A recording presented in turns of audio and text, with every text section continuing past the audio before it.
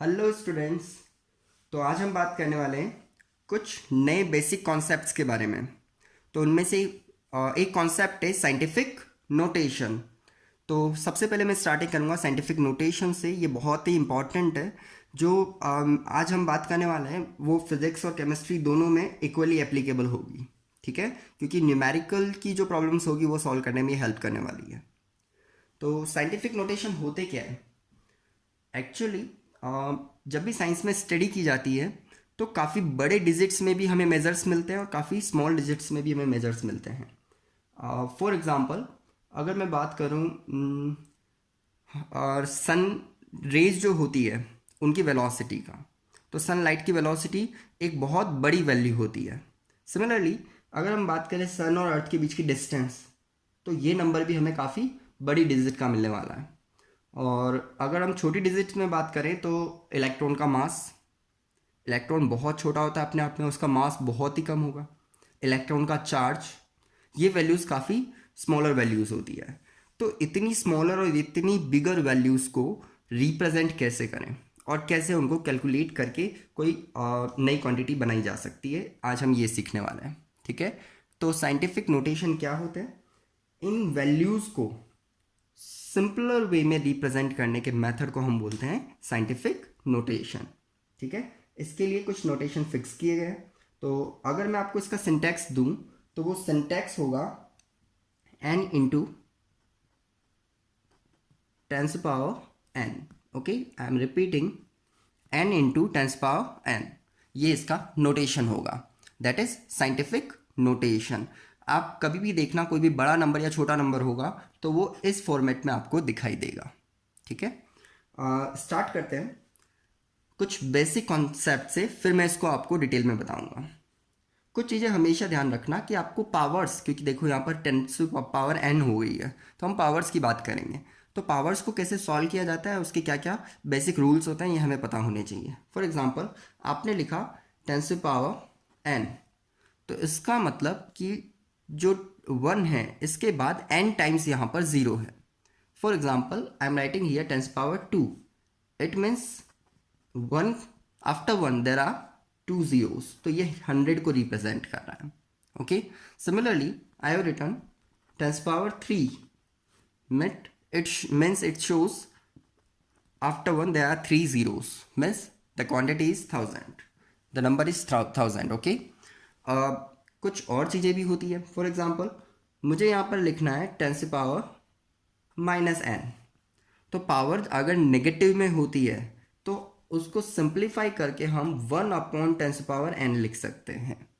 ठीक है, तो अगर आपको एग्जांपल गिवन है 10 power-1, it means you can write like 10 power 1/10। okay, there is it means the value is 1/10। similarly if there is 10 power-3, it means the value is 1/1000। ठीक है, तो ये पावर्स का कॉन्सेप्ट आपको पता होना चाहिए। इसी के साथ कभी भी अगर मल्टीप्लिकेशन करते हैं, for example 10 power-2 multiply by 10 power-3, और one more example 10 power-2 multiply by 10 power-5, कभी भी मल्टीप्लिकेशन अगर होता है तो उसमें पावर्स हमेशा ऐड होती है। तो यहाँ पर 10 बेस सेम होना चाहिए, दोनों जगह 10 ही है, ध्यान रखना। अगर ये वैल्यू डिफरेंट है तो आप यहाँ पर मल्टीप्लाई डायरेक्टली नहीं कर सकते। ठीक है, तो अगर दोनों जगह 10 है तो 10 एज इट इज़ लिख दिया। और जो पावर है, जब भी हम मल्टीप्लाई करते हैं तो पावर्स क्या हो जाती है, ऐड हो जाती है। Okay, so the answer is 10 power-7। Similarly यहाँ पर क्या हो रहा है, यहाँ पर हो रहा है दोनों मल्टीप्लाई हो रहे हैं, तो 10 power-2 माइनस दिस। तो अगर मैं इसको लिखूँ, दोनों ऐड ही हो रही, देखना अगर आपको माइनस साइन में दिख रहा है कि प्लस माइनस माइनस होता है, फिर भी मैं आपको यहाँ पर रिप्रेजेंट कर देता हूँ, ये -3 था। ओके, तो -3 + -2, तो वैल्यू क्या हो जाएगी 10 power-5। क्या मैं इसको 1/10 power 5 लिख सकता हूँ? करेक्ट। तो काफ़ी इजीली आपको समझ आ रहे हैं। तो ये है इसके मल्टीप्लिकेशन के रूल। जब भी हम मल्टीप्लाई करेंगे तो पावर्स क्या होगी, ऐड होगी। ठीक है, सिमिलरली डिवीजन करेंगे तो क्या होगा, तो उसको समझना। अगर मेरे पास यहाँ पर 10 5 है उसको मुझे डिवाइड करना है 10⁻³ से। ओके, तो क्या होगा, तो जब भी डिवाइडेशन किया जाता है तो पावर्स हमेशा सब्सट्रैक्ट होती है। ओके, तो हियर 10⁻5 - 3 बेस सेम है तो 10 तो आपको एज इट इज लिखना है और 5 - 3 हो जाएगा। So the answer is 10⁻2। इसको वैसे भी सॉल्व करके देखते हैं। देखो 10⁻5 को क्या लिख सकता हूँ, after 1 there are 5 zeros। Okay, divide by 10⁻3 को क्या लिख सकते हैं, after 1 there are 3 zeros, cancel 3 zeros from 3 zeros, the answer is 100। 100 means 10⁻2। Okay, तो इस तरह से हम इसको सॉल्व कर सकते हैं। तो ये डिवाइडेशन रूल है, आपको समझ आ गया होगा। Let's take one more example. Suppose there is 10⁻5 divide by 10⁻³ okay, ध्यान देना डिनोमिनेटर में जो है उसमें पावर नेगेटिव में है, तो डिवाइड हो रहा है, रूल सेम है अगेन। अगर डिनोमिनेटर से अगर पावर आप सॉल्व कर रहे हैं यानी डिवाइड कर रहे हैं तो पावर माइनस होगी, तो देयर इज 10⁻5 - -3 क्योंकि यहाँ -3 थी, तो ये हो जाएगी आपकी 10⁻8। सिंपल, तो आपको समझ आ रहा होगा। तो ये कुछ बेसिक टर्म्स से आपको ध्यान होनी चाहिए कि 10 पावर को कैसे रिप्रेजेंट किया जाता है। नेगेटिव पावर तो इसका मतलब क्या होता है, अगर मल्टीप्लाई करते हैं तो पावर्स किस तरह से ऐड हो जाती है और डिवाइड करते हैं तो पावर्स किस तरह से सब्सट्रैक्ट होती है। तो ये बेसिक रूल्स थे। अब हम फिर से हमारे उसी टर्म पे आते हैं। साइंटिफिक नोटेशन में हम किसी भी डिजिट को n × 10⁻n की फॉर्म में लिखेंगे। ठीक है, तो मैं यहाँ पर स्टार्ट कर रहा हूँ, आप अच्छे से समझना इसको क्योंकि ये कैलकुलेशन में काफ़ी काम आने वाला है। n × 10⁻n, यहाँ पर ये जो कैपिटल N है ये नंबर को रिप्रेजेंट कर रहा है। ठीक है, कौन से नंबर, इस ये वो नंबर से जिनकी वैल्यू लाई करेगी 1.000 so on to 9.999 so on तक। ठीक है, तो कैपिटल N की वैल्यू 1 पॉइंट से स्टार्ट होगी और 9.99999 तक आपका कवर करेगी। लेकिन ध्यान देने वाली बात यह है कि पॉइंट से पहले केवल एक ही डिजिट होगा। यही ध्यान रखने वाली बात है कि साइंटिफिक नोटेशन में पॉइंट से पहले हमेशा कितने डिजिट होंगे, देयर इज ओनली 1 डिजिट। तो आपको अब अगर कोई भी वैल्यू गिवन है तो क्या आप उसको साइंटिफिक नोटेशन में कन्वर्ट करने की कोशिश कर सकते हैं। तो उनके कुछ एग्जांपल्स लेते हैं हम लोग। यहाँ पर मैंने एग्जांपल लिया, सपोज कि मैंने आपको दिया 232.508। क्या ये एक साइंटिफिक नोटेशन में लिखी गई वैल्यू है? नो। कैसे कन्वर्ट करें, ये पॉइंट होना कहाँ चाहिए, क्या ये पॉइंट 2 के बाद होना चाहिए था, तो वैल्यू क्या होगी यहाँ पर 2.32508। लेकिन ये दोनों वैल्यूज इक्वल तो नहीं हो सकती, इसका मतलब यहाँ पर 10 से पावर कुछ होनी चाहिए। अब 10 से पावर कितनी होगी, तो आप नोटिस करो कि पॉइंट जब भी आपका लेफ्ट साइड में मूव करता है यानी वैल्यू को आप छोटी करते हैं तो उस केस में 10 से पावर बढ़ती है। तो आपने लेफ्ट साइड मूव किया पॉइंट को, ये आफ्टर 2 था और इस 2 के बाद लेके आए आप इसको, तो कितने डिजिट पे मूव किया 1 और 2, तो यहाँ पर इसको मल्टीप्लाई करेंगे 10 से पावर 2 से। Now that example is in scientific form. Okay, similarly if we have taken one more example that is 0.00016 suppose ये आपको एक नंबर गिवन है। इस केस में क्या ये साइंटिफिक नोटेशन है? नो। कैसे कन्वर्ट करें, क्या जीरो के बाद, इन जीरो को अगर मैं हटाऊं तो 1 के बाद कोई वैल्यू होनी चाहिए क्योंकि जीरो ये जीरो में तो लाई करता ही नहीं है, तो 1 के बाद लाई करता है, तो यहाँ पर क्या होना चाहिए था, द वैल्यू इज 1.6। लेकिन यहाँ पर 10 से पावर कितनी आएगी, देखो यहाँ पर पॉइंट क्या आप राइट साइड में मूव कर रहे हैं, तो पॉइंट अगर राइट साइड में मूव कर रहे हैं इसका मतलब कितने डिजिट तक हम मूव कर रहे हैं, सबसे पहले तो ये आइडेंटिफाई करेंगे। तो 1 2 3 एंड 4, आफ्टर 4 डिजिट हम पॉइंट प्लेस करेंगे, तो यहाँ पर 10 से पावर 4 होनी चाहिए। लेकिन आप राइट साइड में मूव कर रहे हैं यानी छोटी वैल्यू को बड़ी कर रहे हैं, तो इट मीन्स यहाँ पर आपकी पावर कम होगी और पावर को किस में आएगी, नेगेटिव में आएगी। ये ध्यान रखना, कब पावर पॉजिटिव में आएगी कब पावर नेगेटिव में आएगी, आपको बिल्कुल अच्छे से प्रैक्टिस हो जानी चाहिए इसकी। तो यहाँ पर 10⁻⁴, क्या ये दोनों इस फॉर्मेट में लिखी गई वैल्यूज़ है? इसका मतलब ये दोनों साइंटिफिकली अप्रूव्ड वैल्यूज़ हैं। ओके, कुछ और एग्जांपल मैं आपको दे देता हूँ। सपोज कि मैंने आपको एग्जांपल दिया 592,797.285, ठीक है। इस वैल्यू को साइंटिफिकली अगर हम एक्सप्रेस करें तो कैसे करेंगे? अगेन पॉइंट मूव करना है, फर्स्ट डिजिट के बाद होना चाहिए, तो 5.92797.285 इंटू 10 पावर। अब पावर रेस कितने नंबर से होगी देखना, लेफ्ट में मूव करना है, 1 2 3 4 5, तो 5 डिजिट के बाद आपने पॉइंट प्लेस किया है, इसका मतलब यहाँ पर होगा 10⁵। Okay, simple. तो ये आपको पता होना चाहिए कि किस तरह से आप पावर को एडजस्ट कर सकते हैं साइंटिफिकली। नेगेटिव पावर का एक और एग्जांपल अगर हम यहाँ पर लें तो इसको आप समझना। Suppose there is a value 0.0000197, तो इसको आंसर में क्या करूँगा? क्या मुझे पॉइंट को राइट साइड में मूव करवाना है या मैंने लेफ्ट में करवाया था, ध्यान रखना। तो सबसे पहले तो 1.97 वैल्यू हो जाएगी, इसमें हमें कुछ सोचना ही नहीं है, ठीक है। और पॉइंट कितनी डिजिट तक मूव किया ये देखेंगे, तो 10⁻1 2 3 4 5 6, तो आफ्टर 6 डिजिट आया है, तो इसका मतलब यहाँ पर वैल्यू क्या होगी?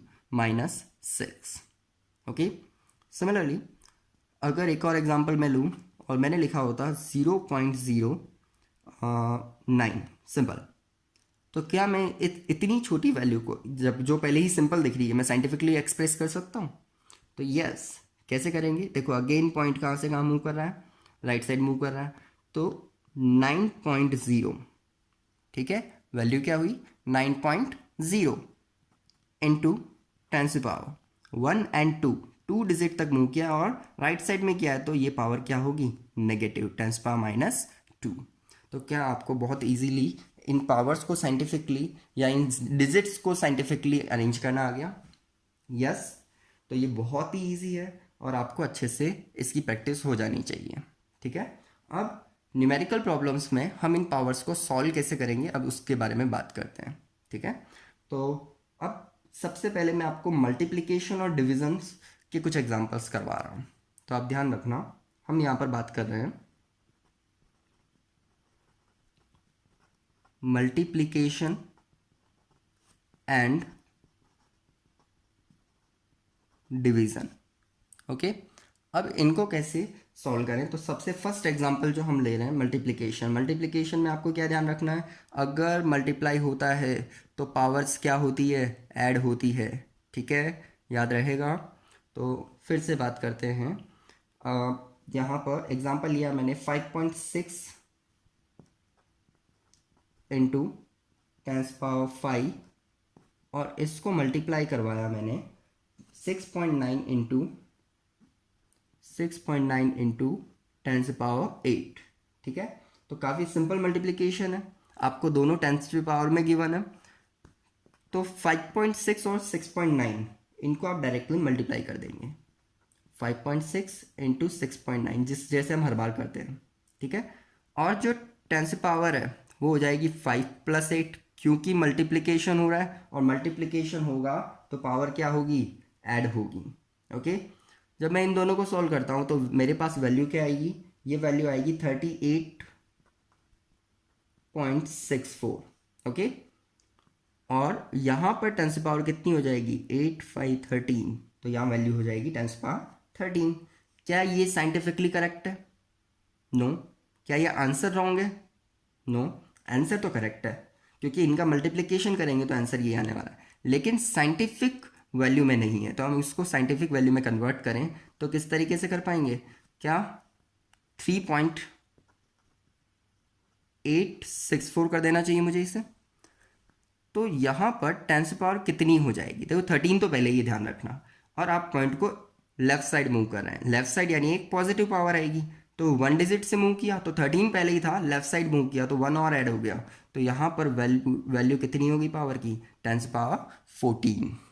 ठीक है, तो काफ़ी इजी मल्टीप्लिकेशन है, समझ आ गया होगा आप लोगों को क्या हुआ इसमें। ओके, अगर यहाँ पावर नेगेटिव होती तो क्या करते हैं, तो नेक्स्ट एग्जांपल देखिए। नेगेटिव पावर का भी कोई इशू नहीं है, हम बहुत इजीली उसको सॉल्व कर सकते हैं। कैसे, suppose there is 9.8 into 10⁻², value बहुत सिंपल है, और इसको मल्टीप्लाई कर रहे हैं हम लोग 2.5 इंटू 10⁻6 से। ठीक है, तो सबसे पहले 9.8 और 2.5, क्या इन दोनों को मल्टीप्लाई करना है हमें सिंपल वे में, तो 9.8 इंटू 2.5 को डायरेक्टली मल्टीप्लाई करना है। लेकिन टेंस पावर का क्या करें, तो यहाँ पर मल्टीप्लाई करेंगे 10⁻², क्या पावर्स ऐड होगी, अगेन मल्टीप्लाई हो रहा है तो -2 और -6 को ऐड करूँगा तो क्या इस तरह से लिखा जाएगा, तो इन दोनों का मल्टीप्लिकेशन आएगा 24.50 इंटू 10 पावर कितनी हो जाएगी, यस -8। ठीक है, लेकिन ये भी साइंटिफिकली करेक्ट नहीं है, तो साइंटिफिकली करेक्ट करने के लिए मुझे क्या करना पड़ेगा, 2.45। क्या सिंपल ये लिख सकता हूँ, आप जीरो का कंपल्शन नहीं है, लिखे या ना लिखे, लेकिन फिर भी चलो है तो लिख देते हैं, इनटू आपने कितने डिजिट मूव किए, 1। अब यहाँ पर ध्यान देना, 10⁻8 था, उसमें +1 करेंगे हम, क्योंकि लेफ्ट साइड में मूव कर रहे हैं, तो 10⁻8 में हम +1 ऐड करेंगे तो क्या 10⁻7 बचेगा, yes that is correct answer of that multiplication. Okay, तो इस तरह से आपको मल्टीप्लिकेशन आना चाहिए। अब हम एग्जांपल लेते हैं डिवीज़न का। डिवीज़न कैसे करें, तो इसका बहुत सिंपल एग्जांपल ले रहा हूँ मैं, 2.7 इंटू 10⁻3, और इसको हम डिवाइड कर रहे हैं 5.5 इंटू 10⁻4। ठीक है, तो अगर डिवाइड करते हैं तो पावर्स क्या होती है, डिवाइड करते हैं तो पावर्स माइनस होती है। ठीक है, तो सबसे पहले तो आपको कुछ नहीं करना है, 2.7 और 5.5 का डिवाइड तो नॉर्मल वे में करना है, लेकिन जो 10 पावर होगी वो क्या होगी, -3 यहाँ ऑलरेडी है, और 10⁻4 जो नीचे है, तो अगर मैं इसको ऊपर लेता हूँ तो क्योंकि मुझे माइनस करना है सिंपल, तो डिवाइड में माइनस करना है, -3 ऑलरेडी है, -4 को माइनस कर लिया, तो इसको सॉल्व करने पर आंसर क्या आएगा, अगर ये डिवाइड करें तो वैल्यू होगी 0.4909। ओके, और यहाँ पर कितनी हुई 10 पावर -7, पावर सॉल्व कर ली, करेक्ट है, आंसर करेक्ट है, लेकिन ये साइंटिफिकली करेक्ट नहीं है, तो अगेन इसको साइंटिफिकली करेक्ट करना है, तो क्या मुझे यहाँ पर 4.909 कर लेना चाहिए, यस, और इसको माइनस करूँ तो अब 10 पावर कितनी आ जाएगी, यहाँ पर मल्टीप्लाई करूँ तो आप समझना, मैं राइट साइड मूव किया हूँ पॉइंट को, तो 10 पावर माइनस में आनी चाहिए, 1 डिजिट से मूव किया हूँ तो -1 होनी चाहिए, -7 ऑलरेडी है, तो -7 में -1 ऐड कर दूँ तो ये कितनी हो जाएगी, -8। ठीक है, तो ये थी आपकी डिवीज़न की साइंटिफिक नोटेशन कैलकुलेशन। ठीक है, तो काफ़ी इजीली आपको समझ आ रहा होगा कि साइंटिफिक नोटेशन में कैलकुलेशंस कैसे की जाती है। अब हम सेकंड थिंग जो यहाँ पर डिस्कस करने वाले हैं वो क्या है, सेकंड जो है वो आपको बताता है एडिशन एंड सब्सट्रैक्शन। ध्यान देना इस चीज़ पर, दैट इज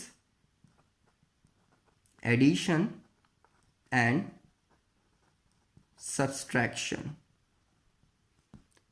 तो क्या एडिशन और सब्सट्रैक्शन बहुत इजी हो जाता है इसमें, नहीं, ये बिल्कुल भी इजी टास्क नहीं है, ये चीज़ हमेशा ध्यान रखना। आपको जब भी कभी एडिशन या सब्सट्रैक्शन करने का मौका मिले तो यहाँ पर ध्यान रखना पावर सेम होनी चाहिए। फॉर एग्जाम्पल मैं आपको बोलूँ 2x + 2x, आंसर क्या होगा, डेफिनेटली आप आंसर करेंगे 4x।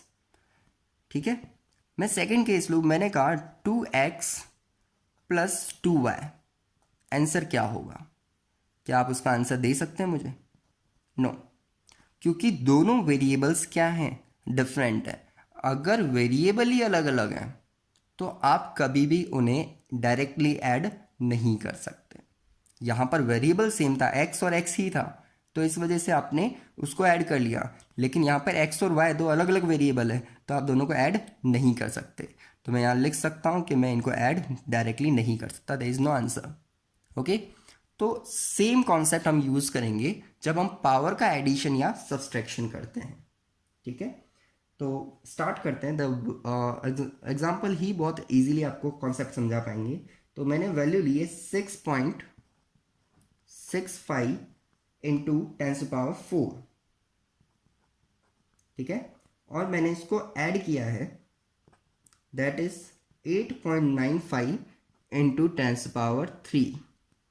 तो एक जगह 10⁴ है, ऐड करना है, और जो नेक्स्ट वैल्यू वो 10⁻3 की टर्म में है। क्या मैं इन दोनों को डायरेक्टली ऐड कर सकता हूँ? नो। तो क्यों ना इन दोनों को सेम कर दिया जाए। कैसे? या तो मुझे इसको 10⁻3 कर लेना चाहिए, या फिर मुझे इसको 10⁻4 कर लेना चाहिए।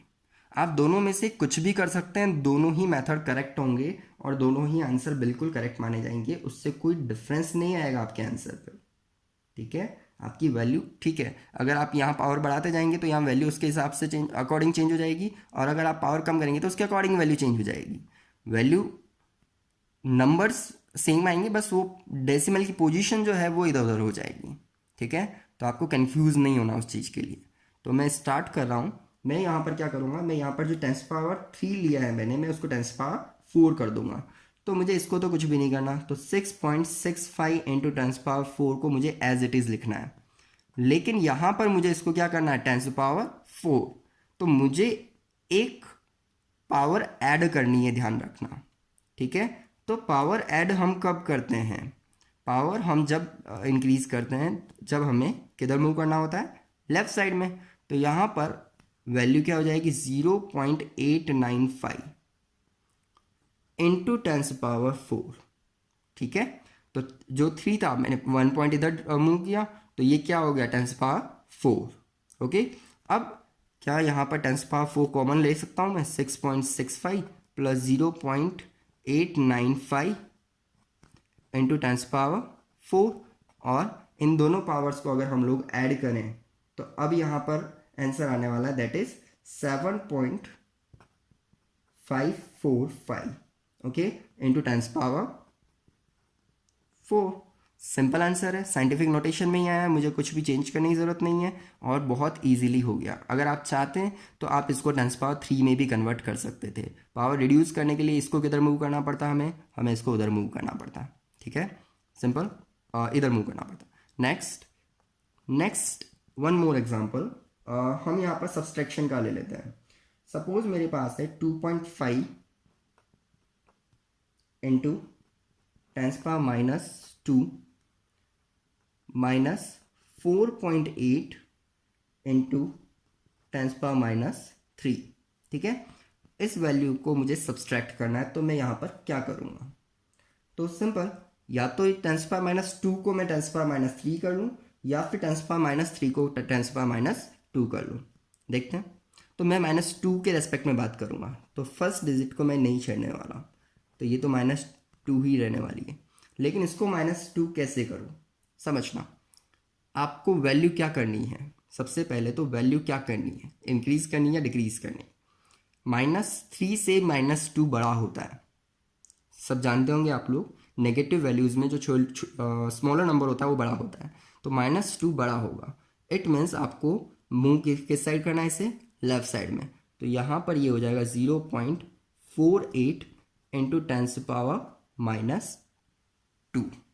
ओके, अब 10⁻² यहाँ क्या कॉमन आ जाएगा, तो 2.5 माइनस 0.48 इंटू 10⁻²।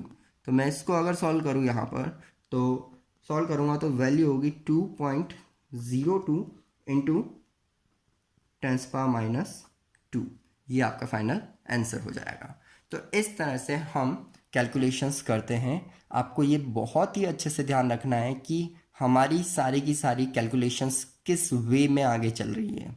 ठीक है, अगर आप ये साइंटिफिक कैलकुलेशंस नहीं कर सकते तो आप केमिस्ट्री और फिजिक्स दोनों में ही कोई भी न्यूमेरिकल अटेम्प्ट नहीं कर पाएंगे। ठीक है। तो मैं फिर से आपको रिकॉल करा दूं, हमने यहाँ पर क्या क्या किया है। हमने फर्स्ट थिंग हमने सीखा है कि टेंस पावर्स को कैसे रिप्रेजेंट किया जाता है। अगर नेगेटिव पावर होती है इसलिए इसका मतलब वो डिनोमिनेटर में नंबर ऑफ जीरोस को रिप्रेजेंट कर रहा है, और अगर मल्टीप्लाई करते हैं तो पावर्स ऐड होती है, डिवाइड करते हैं तो पावर्स सब्सट्रैक्ट होती है। ओके, किस तरह से हम नोटेशंस चेंज करते हैं। अगर हमें इस डेसिमल की पोजीशन को लेफ्ट साइड में मूव करना है तो पावर्स पॉजिटिव में आएगी, अगर राइट साइड में मूव करना है तो पावर्स नेगेटिव में आएगी। ठीक है। और जब भी हम मल्टीप्लिकेशन करते हैं और डिवाइड करते हैं तो हम किस तरह से पावर्स का कैलकुलेट करते हैं, और एडिशन करते हैं तो किस तरह से पावर्स को सेम कर लेते हैं, जिससे कैलकुलेशन काफ़ी ईजी हो जाए। तो आई होप कि आपको साइंटिफिक नोटेशन बहुत अच्छे से समझ आ गए होंगे। आप खुद अपने से न्यूमेरिकल्स उठाएं और उनकी प्रैक्टिस करें, ये आपको हेल्प करेगा। बात करने वाले हैं rounding off the number. Numbers को कैसे राउंडिंग ऑफ किया जाए। वैसे तो हम बचपन से किसी न किसी वैल्यू को राउंड ऑफ करते हुए आ ही रहे हैं, लेकिन साइंटिफिकली कुछ रूल्स होते हैं राउंड ऑफ करने के। ठीक है। तो हम किसी भी वैल्यू को किस तरीके से राउंड ऑफ करें ये सीखने वाले हैं इस लेक्चर में। तो आप बहुत अटेंटिवली सुनिएगा इससे, क्योंकि ये 1 मार्क का क्वेश्चन कई बार बन जाता है कि आपको पर्टिकुलर नंबर दिया होता है और उसको सिग्निफिकेंट नंबर के बेसिस पे राउंड ऑफ करना होता है।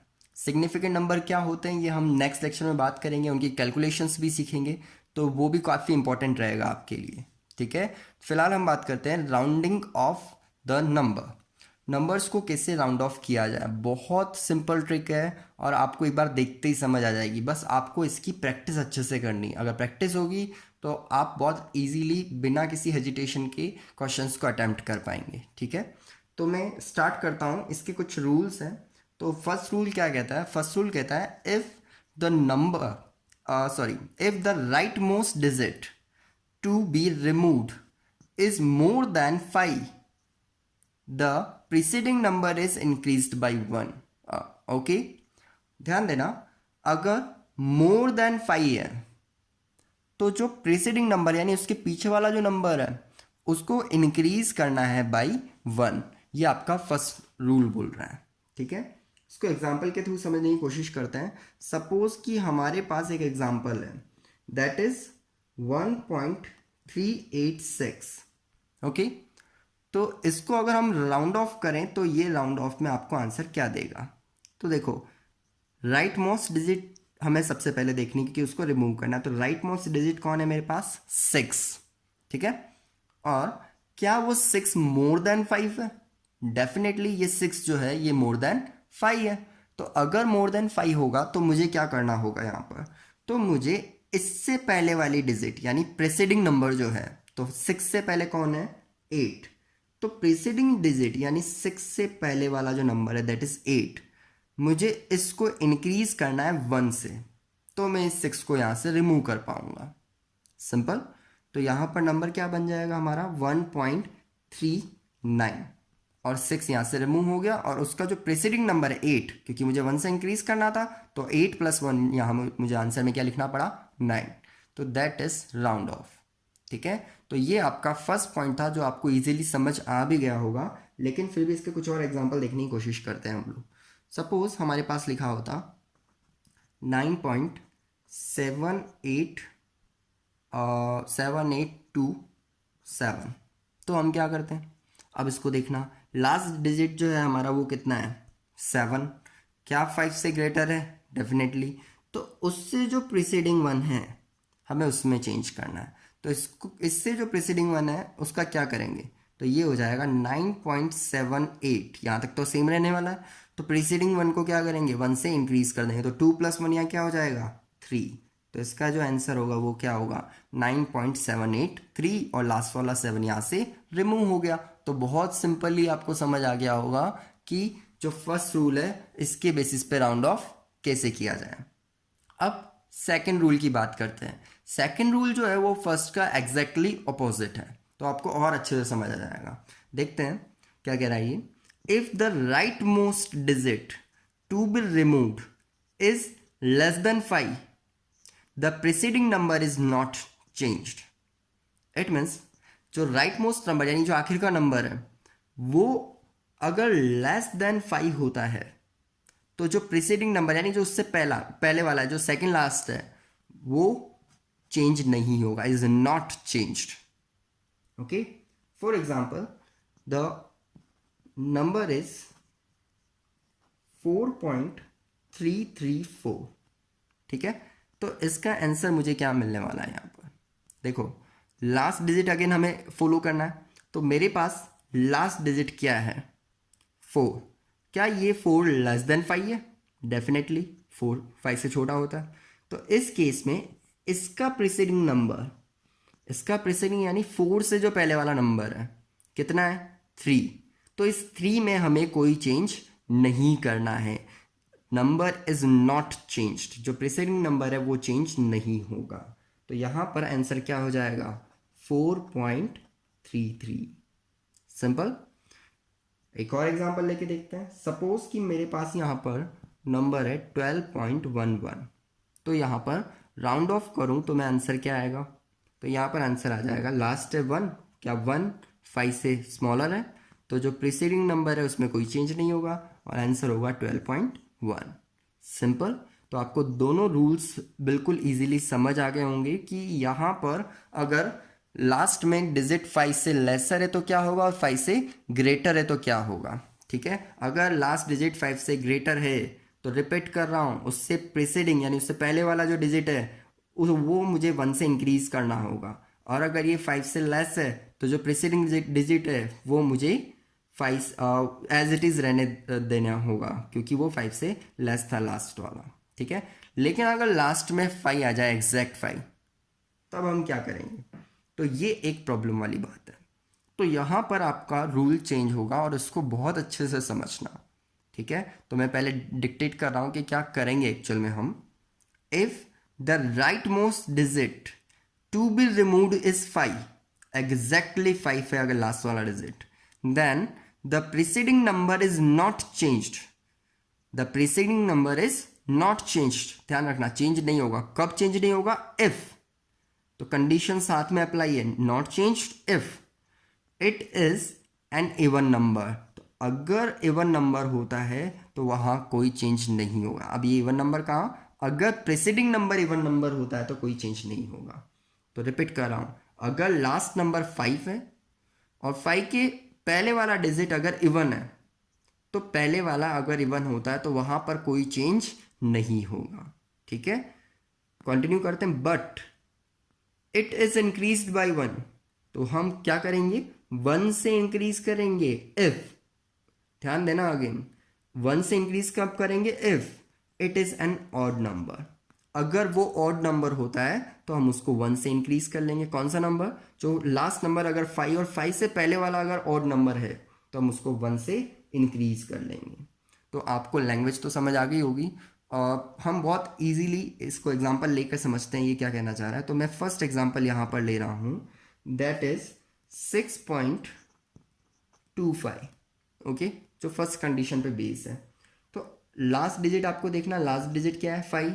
तो अगर लास्ट डिजिट 5 और उससे पहले यानी प्रीसीडिंग डिजिट जो है वो इवन है, ध्यान रखना इवन है, तो क्या उसमें कोई चेंज होगा? No, there is no change. तो इसका आंसर क्या हो जाएगा? 6.2। सिंपल।